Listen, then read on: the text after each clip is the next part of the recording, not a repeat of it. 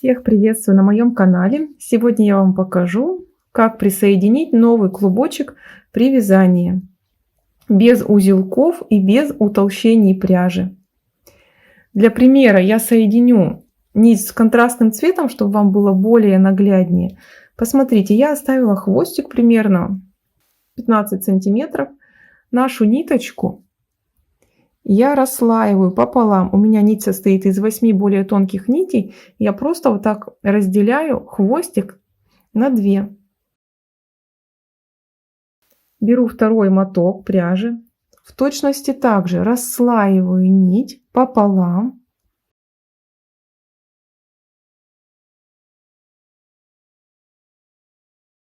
Вот у меня расслоенная ниточка. Я беру второй моточек. Отслоенную ниточку одну. Вот таким образом прикладываю. Здесь у меня остаются 2 хвостика. И посмотрите, а продолжать вязание я сейчас буду ниточкой, которая состоит из половинки от одного мотка и от половинки от второго мотка. И вместе, если я соединяю, получается одна целая, как полноценная ниточка. То есть мы и довязываем вот до этого места, до места стыка. И у нас тут остается пара хвостиков, и здесь пара хвостиков, а полотно провяжется не утолщенной, а полноценной ниточкой. Сейчас я вяжу вот до этого стыка, и дальше покажу, как аккуратно можно спрятать хвостики болтающиеся.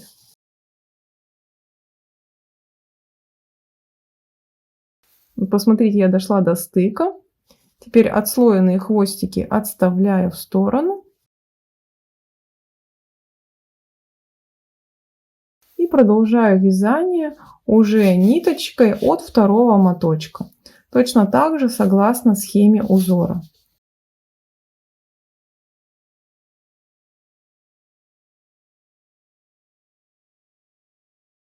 То есть на изнаночной стороне у меня нету ни узлов, у меня нету утолщений пряжи. Пряжа получается нужной толщины.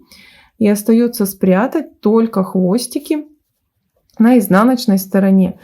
Прятать оставшиеся хвостики удобнее всего при помощи иглы. В реале все будет выглядеть вот так. То есть нити будут одного цвета. По лицевой стороне идеально. Не видно никаких утолщений пряжи. У вас не будет узлов. То есть вы можете не бояться, что нить выскочит, потому что провязано несколько петель.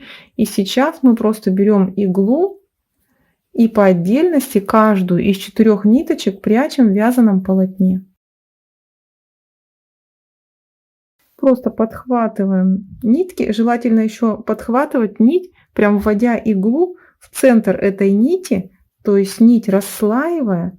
Тогда вот этот хвостик нити будет более крепко держаться и точно не выскочит. И в разных направлениях иглой при помощи таких зигзагов прячем остаток нити.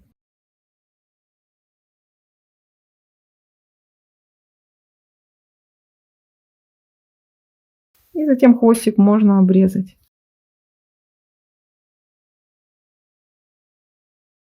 И таким образом поступаем со всеми 4 хвостиками.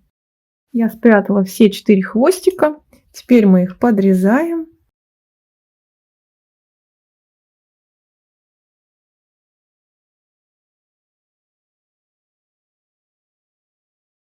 И получаем и красивую изнаночную сторону без узлов, и красивую лицевую сторону также без узлов, без утолщений пряжи.